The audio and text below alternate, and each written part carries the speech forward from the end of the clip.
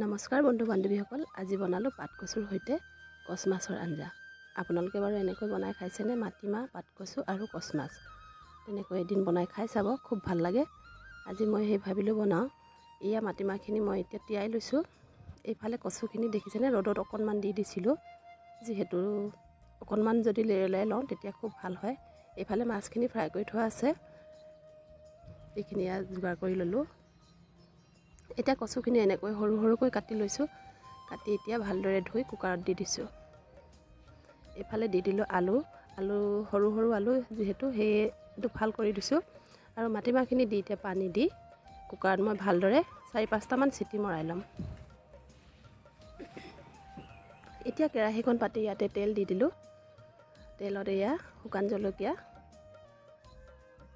এইফালে পিঁয়াজ আৰু কেঁচা জলকীয়া কাটি দি দিছোঁ। যিহেতু কচু শাকত অকণমান জ্বলা লাগি, জ্বলা দিলে ভাল লাগে, সেয়ে জ্বলা সৰহকৈ দিছোঁ। এতিয়া এইখিনি ৰঙচুৱা হোৱালৈকে ভাজি লৈছোঁ। ইয়াতে এতিয়া আদা নহৰু পেষ্টটো দি দিছোঁ।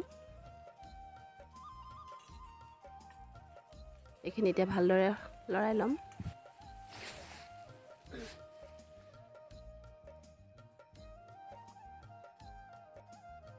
এইফালে বিলাহী দুটা কাটি দি দিছোঁ।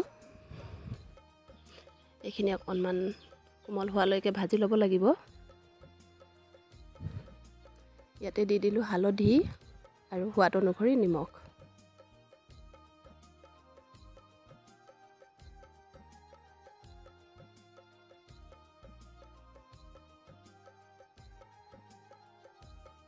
ঢাকনখন দি অকণমান সিজিবলৈ দিম। ইয়াতে দি দিছোঁ শুকান জলকীয়াৰ গুড়ি। জ্বলা লাগিবই নহয় জানো, সেয়ে দি দিলোঁ। এইফালে ইয়াৰ কুকাৰটো খুলি চালোঁ, মাটিমাহ এইখিনি গোটেইখিনি ধুনীয়াকৈ সিজিলে। এতিয়া ইয়াতে বিলাহীৰ সৈতে এইখিনি দি দিম।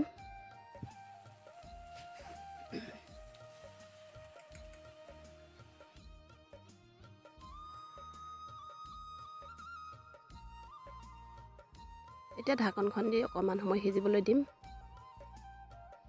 ইয়াতে এতিয়া মাছ দি দিছোঁ। মাছখিনি যিহেতু আগতে ফ্ৰাই কৰি থোৱা আছিলে।